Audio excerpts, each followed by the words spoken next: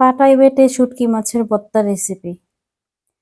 তার জন্য আমি শুরুতে শুকনো খোলার মধ্যে একটা মাছ ভালো করে ধুয়ে লবণ দিয়ে অল্প আঁচে সিদ্ধ করে নিব। সিদ্ধ করে ভালো করে ভেজে নিয়েছি। এ পর্যায়ে দিয়ে নিব বাঁশপাতা শুটকি। আমি শুটকিগুলোর মাথাগুলো ফেলে দিয়ে ভালো করে ধুয়ে নিয়েছিলাম। সাথে কিন্তু কিছু কাঁচামরিচও দিয়ে নিয়েছি। আর চুলার এই অংশটা দেখেন ৩ আঙ্গুল ফাঁকা। এখানে যদি আমি কোনো কিছু দিয়ে ডেকোরেশন করি তাহলে চুলার আগুনে লেগে যাওয়ার সম্ভাবনা থাকবে, তাই আমি কিছু দিতে পারি না। এই জায়গাটা খালি খালি লাগে, দেখতে অদ্ভুতই লাগছে, তারপরে কিছু করার নেই। এরপর যে আমি সবকিছু ভালো করে ভেজে নিয়েছি। আরেকটা কথা বলি, ভিডিওতে বা আমার ভিডিওতে বলা কথাগুলোর মধ্যে ভুল ত্রুটি থাকলে ক্ষমা সুন্দর দৃষ্টিতে দেখে নেবেন।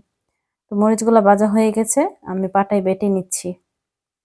আপনারা চাইলে এই ভর্তাটা শুকনো মরিচ দিয়েও করতে পারবেন, তবে আমার কাছে কাঁচামরিচ ছিল, তাই কাঁচামরিচ দিয়ে করে নিয়েছি। এখন ভাজা শুটকিগুলো কিন্তু ভালো করে ভেজে তারপর বেটে নিয়েছিলাম। এ পর্যায়ে ভাজা মাছটাও দিয়ে নিয়েছি। কাঁটাগুলো ছাড়িয়ে ফেলে দিচ্ছি।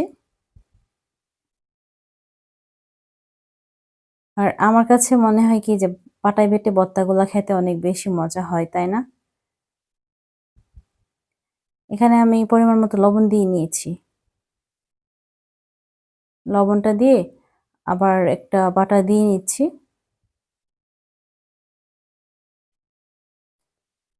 এখন ভালো করে বাটা হয়ে গেছে। এ পর্যায়ে দিয়ে নিব কিছু ধনিয়া পাতা। ধনিয়া পাতাগুলোকে বেটে নিয়েছি। এখন দিয়ে দিব বেশি পরিমাণে পেঁয়াজ কুচি। পেঁয়াজ কুচিটা দিয়ে আমি হালকা করে বেটে নিয়েছিলাম। এই তো হয়ে গেছে লোভনীয় স্বাদের শুটকির বাটা ভর্তার রেসিপি।